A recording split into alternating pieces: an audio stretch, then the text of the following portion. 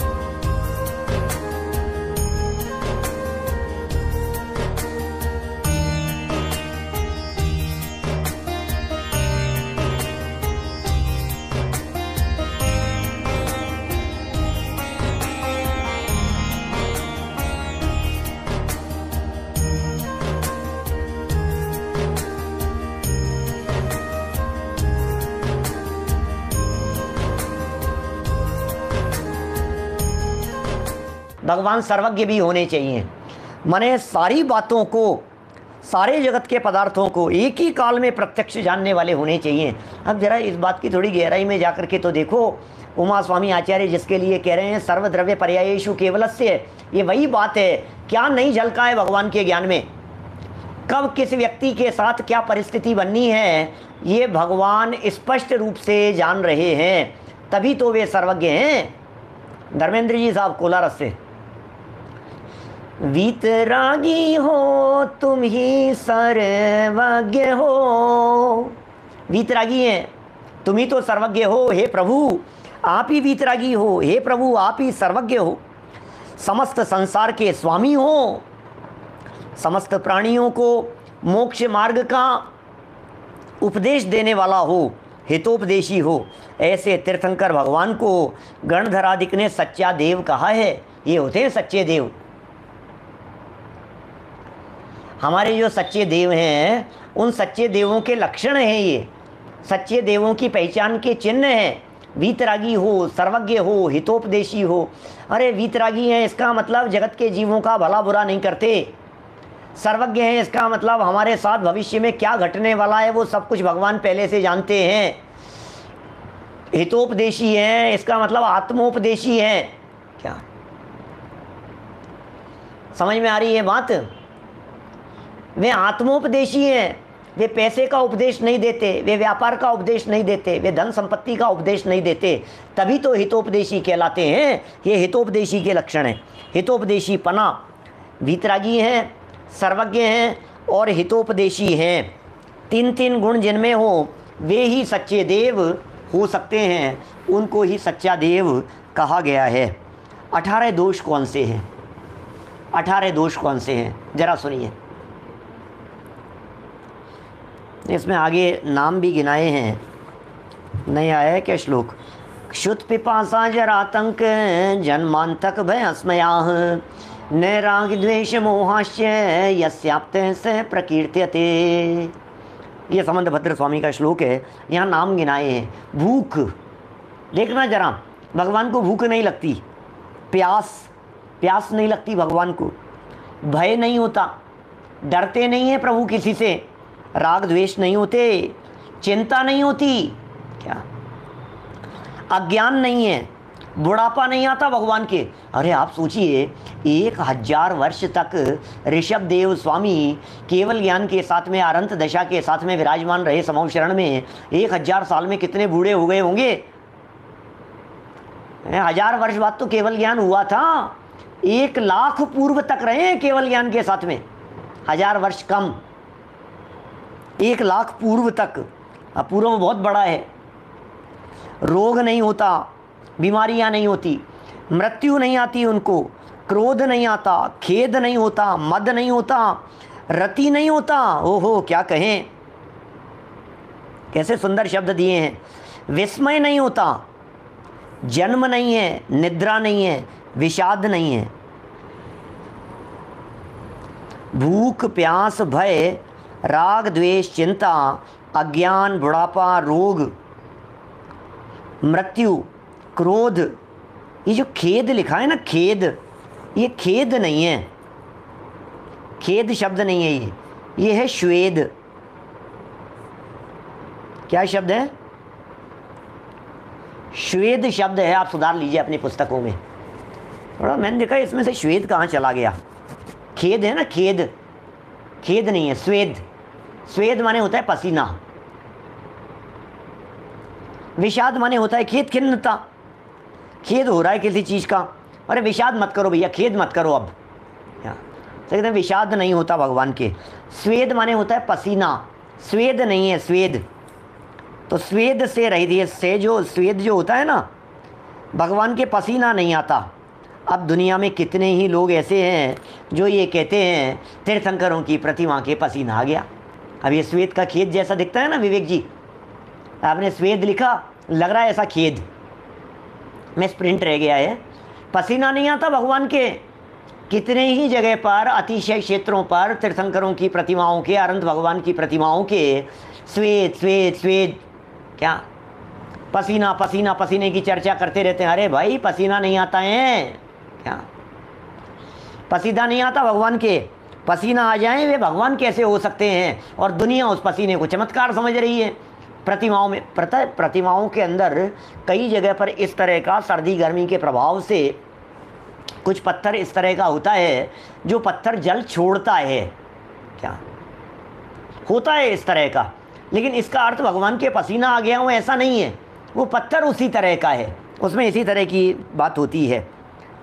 तो इन 18 दोषों से जो रहित हो वह निरंजन, पाप कर्मों से रहित, केवल ज्ञान रूपी नेत्रों वाला आप्त सच्चा देव है। वह प्रथमानुयोग, करणानुयोग, चरणानुयोग और द्रव्यानुयोग रूप शास्त्रों का निर्माता एवं मोक्ष मार्ग का नेता हैं। माने जो सच्चे देव होते हैं वे सच्चे देव ही चारों अनुयोगों के निर्माता होते हैं। वे सच्चे देव ही शास्त्रों के निर्माता हैं और मोक्ष मार्ग के नेता हैं। क्या भगवान जिनेंद्र देव मोक्ष मार्ग के नेता वे ही हैं। क्या कंधे तक पानी में मुनि नहीं जा सकते हैं, विहार नहीं कर सकते हैं। देखिए क्या कह रहे हैं आगे, सच्चे शास्त्र का लक्षण देखिए। आप तो पज्ञम अनुलंघ्यम अदृष्टेष्ट विरोधकम तत्वोपदेश कृत सार्वम शास्त्रम का पथ घट्टनम।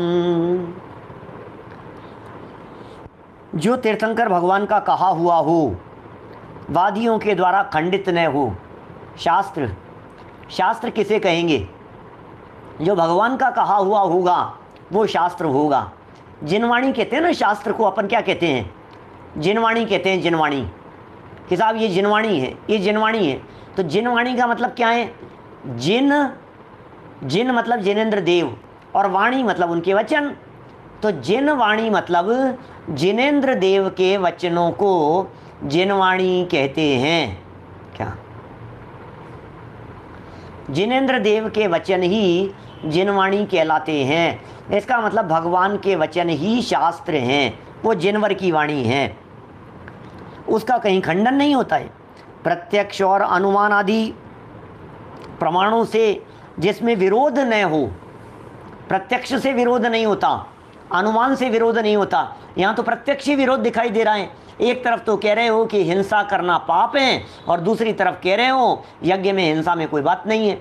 कोई ऐसे ऐसे धर्म है जो कहते हैं बलि चढ़ाओ, धर्म है। एक तरफ कह रहे हो कि हिंसा नहीं करना चाहिए, एक तरफ कहते हो रात्रि में कुछ भी खाना पीना महापाप है, और दूसरी तरफ ये कह रहे हैं चांद देख करके भोजन करो। तो रात्रि में खाने की निंदा कर रहे थे, रात्रि में भोजन करने को पाप बता रहे थे, और चांद देख करके खाने का उपदेश दे रहे हो, इसका नाम है परस्पर विरोध। इसे परस्पर विरोध कहते हैं। ये पूर्वापर विरोध है। जिनेंद्र देव की वाणी में ये पूर्वापर विरोध नहीं होता। और प्रत्यक्ष अनुमान आदि से जिसमें विरोध न हो, प्रत्यक्ष से भी नहीं, मतलब डायरेक्ट भी नहीं, और अनुमान आदि से भी नहीं। वास्तविक जीवादि 7 पदार्थों का स्वरूप बतलाने वाला हो हमारे भगवान, समस्त प्राणियों का हित करने वाला हो, और जो मिथ्या मार्ग का खंडन करने वाला हो, उसे सच्चा शास्त्र कहते हैं। भाई साहब, शास्त्र जो होते हैं ना, क्या सच्चे शास्त्र, ये सच्चे शास्त्र मिथ्या मार्ग का खंडन कर देते हैं। शास्त्रों में खंडन होता है खोटे मार्ग का। सच्चे शास्त्र होते हैं वे समस्त प्राणियों का हित जिसमें छिपा हुआ हो, किसी का अहित नहीं होता। क्या? किसी का भी अहित नहीं होता। सच्चे पदार्थ का स्वरूप कह रहे हैं, तत्वं प्रमाण नयाधीन निर्दोषार्हत प्रभाषितम। प्रबोधसार की सूक्ति है। जिनका स्वरूप प्रत्यक्ष और परोक्ष प्रमाणों से तथा द्रव्यार्थिक और पर्यायार्थिक नयों से जाना जावे, जिनका स्वरूप जाना जावे। क्या क्या कह रहे हैं?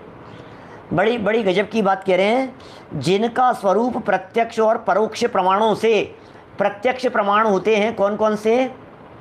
प्रत्यक्ष प्रमाण कौन कौन से हैं? प्रत्यक्ष, बोले ये जो प्रत्यक्ष प्रमाण है ना, ये सम्यक ज्ञान है। सर्वज्ञ भगवान जैसे क्या कहेंगे अपन, अवधि ज्ञान, ये देश प्रत्यक्ष है। मने पर ये ज्ञान, ये देश प्रत्यक्ष है। केवल ज्ञान, ये सकल प्रत्यक्ष है। ये तो प्रत्यक्ष ज्ञान है। और जो परोक्ष होते हैं, उन परोक्ष में कहा जाता है स्मृति, प्रत्यभिज्ञान, तर्क, अनुमान और आगम। उन्हें परोक्ष ज्ञान कहा जाता है। तो स्मृति, प्रतिविज्ञान, तर्क, अनुमान और आगम ये परोक्ष प्रमाण हैं। तो प्रत्यक्ष से भी और परोक्ष प्रमाणों से भी तथा द्रव्यार्थिक और पर्यायार्थिक नयों से जाना जावे। ये प्रमाण से जान लिया, फिर नए से जाना जावे। एवं जो निर्दोष सर्वदर्शी तीर्थंकर भगवान के द्वारा कहे गए हों, ऐसे अनेक धर्मों वाले। क्या बात कर रहे हो साहब? सब धर्मों की बात कर रहे हो आप? ये जैन धर्म सब धर्मों की बात चल रही है क्या? नित्य अनित्य, एक अनेक, भेद भेद, सब ये धर्म है। सब धर्म का अर्थ हिंदू, मुसलमान, जैन, ईसाई, सिख, सब ऐसा नहीं। कोई सज्जन यदि पहली बार इस बात को पढ़े, ऐसे अनेक धर्मों वाले जो बातों को कहते हैं वे तीर्थंकर होते हैं। अरे अनेक धर्मों का मतलब वस्तु धर्मों की चर्चा है। यहाँ प्रमाण और नय के माध्यम से वर्णन करने की बात है। प्रमाण नये अधिगम है। प्रमाण और नय के माध्यम से अधिगम होता है, ज्ञान होता है, जाना जाता है, पहचाना जाता है। प्रमाण और नय के माध्यम से पदार्थों का स्वरूप भली भांति स्पष्ट होता है। जिनकी वाणी से निकली हुई जिनवाणी प्रमाण और नय स्वरूप है, जिसमें जीव, अजीव, आश्रव, बंध, संवर, निर्जना, मोक्ष, इन 7 को तत्व माने पदार्थ कहते हैं, वही वास्तव में सच्चे पदार्थ हैं। और सच्चे पदार्थों का प्रत्यक्ष अनुमान आदि से विरोध नहीं आता हो। जीव के कथन में अजीव नहीं, अजीव के कथन में जीव नहीं, जीव अजीव का आपस में मिश्रण नहीं, आपस में मिलावट नहीं, वही वास्तव में सच्चा शास्त्र का लक्षण हो सकता है। कौन से शास्त्रों को सच्चे शास्त्र कहें, कौन सी वाणी को सच्ची वाणी कहें, किसके बारे में हम कहें कि यह सच्चा है, किसे माने कि यह सच्चा है? आप वाणी से पहचानते हैं, भाषा से पहचानते हैं, प्रतिपादन से पहचान होती है। आपस में विरोध दिखाई दे रहा है तो वो सच्चा नहीं होगा। जहाँ किसी तरह का विरोध नहीं है वही सच्चा हो सकता है। सच्चे गुरु का लक्षण गजब का प्रकरण है भाई साहब। गुरुओं का प्रकरण है, बहुत बहुमान है हमारे को, हमारे सच्चे गुरुओं के प्रति, हमारे वीतरागी संतों के प्रति, भावलिंगी संतों के प्रति, हमारे मुनिराजों के प्रति। कैसे होते हैं मुनिराज, क्या है मुनिराजों का सच्चा स्वरूप, बाहर में जिनके तन पे न तार, अंदर में जिनके आनंद अपार, ऐसे मेरे गुरुवर हैं बारंबार नमः। बाहर में जिनके तन पे न तार, अंदर में जिनके आनंद अपार, ऐसे मेरे मुनिवर हैं बारंबार नमः। ऐसे मेरे गुरुवर हैं बारंबार नमः। जिनके बाहर में तन के ऊपर एक तार मात्र भी नहीं है। अरे बेचारे, अरे बेचारा बोल रहा है तो बेचारे तो तू है, बेचारे तो जगत के प्राणी हैं। बाहर में तो तन पर तार मात्र भी नहीं है और अंदर में अपार शांति की धारा बह रही है। ऐसे होते हैं हमारे मुनिराज। निसंग है जो वायु सम, निर्लेप है आकाश सम, निज आत्मा में विहरते, जीवन न पर की आसते। जिनके निकट सिंहादि पशु भी भूल जाते क्रूरता, उन दिव्य गुरुओं की अहो कैसी अलौकिक शूरता। उन दिव्य गुरुओं की अहो कैसी अलौकिक शूरता। कैसे शूरवीर होते हैं हमारे महामुनिराज, कैसी वीरता है उनकी। उनकी वीरता को देखकर, उनकी शांत छवि को देख करके क्रूर पशु भी उनके पास में आकर के, पशु भी बैर बुलाते। क्या ये बड़े गजब का ही स्वरूप है भाई साहब, मुनिराजों का स्वरूप।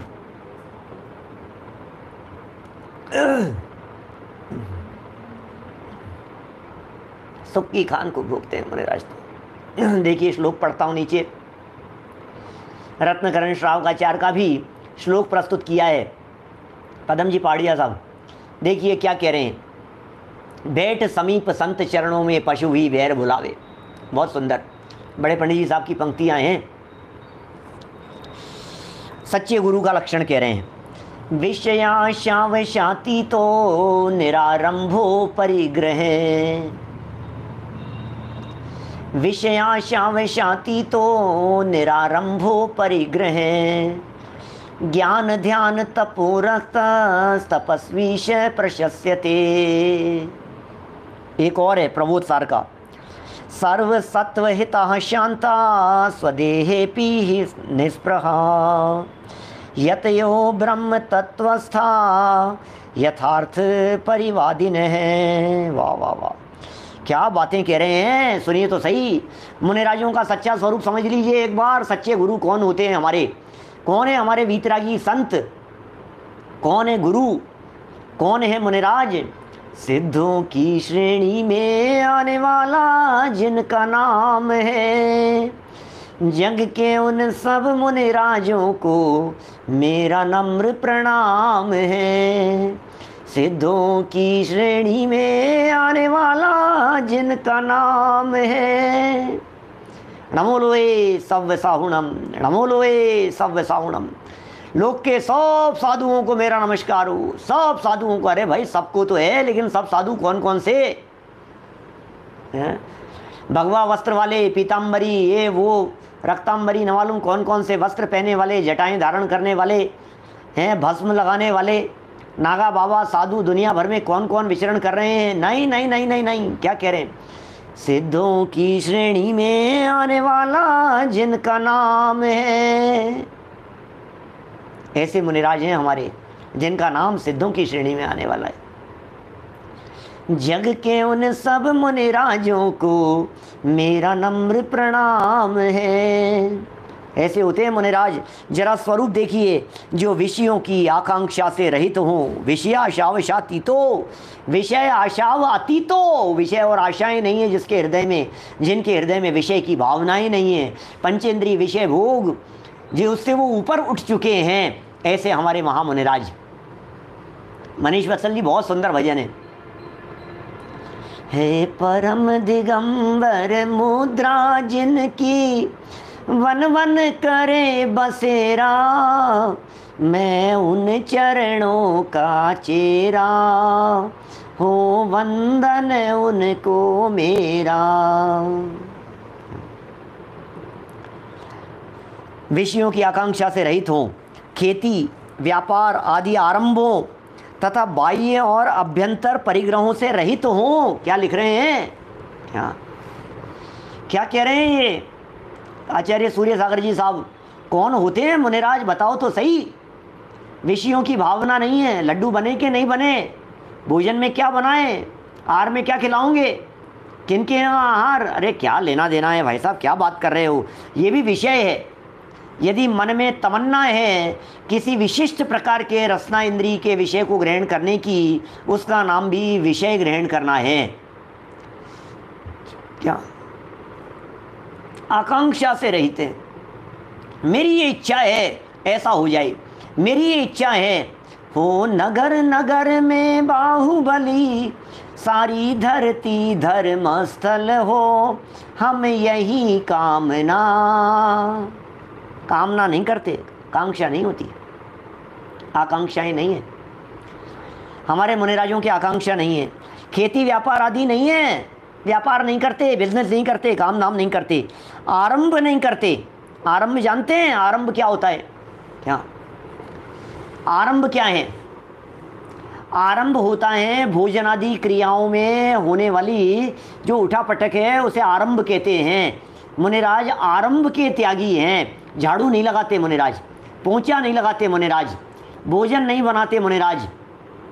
व्यापार माने होता है कमाना, और आरंभ माने होता है घर गृहस्थी की इस प्रकार की क्रियाएं, जिन क्रियाओं में हिंसा होती हो, जिन क्रियाओं में हिंसा अवश्यम भावी हो, वो क्रियाएं मुनिराजों के जीवन में नहीं होती। व्यापार वाली हिंसा की बात नहीं कर रहे, घर गृहस्थी वाली हिंसा की बात कर रहे हैं। गंभीरता से विचार करना सचिन जी साहब, झाड़ू कैसे लगा सकते हैं, पोंछा कैसे लगा सकते हैं, साफ सफाई कैसे कर सकते हैं, कचरा कैसे उठा सकते हैं, भोजन आदि की क्रियाओं के अंदर कैसे प्रवृत्त हो सकते हैं, खिलाना बनाना परोसना, ये सब आरंभ है। ये सब कपड़े नहीं धुलेंगे, बर्तन नहीं धुलेंगे, बर्तन होते नहीं हैं, कपड़े नहीं होते हैं उनके जीवन में, ऐसे हैं।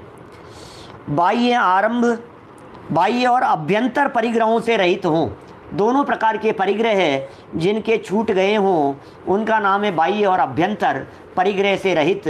अकेले बाह्य परिग्रह से रहित ही नहीं, अभ्यंतर परिग्रह से भी जो रहित हो गए हैं। हर्षवर्धन जी साहब, इतना ही नहीं, अरे साहब सब छोड़ने की बात कर रहे हो, कुछ करने की भी तो बात बतलाओ, करते क्या हैं?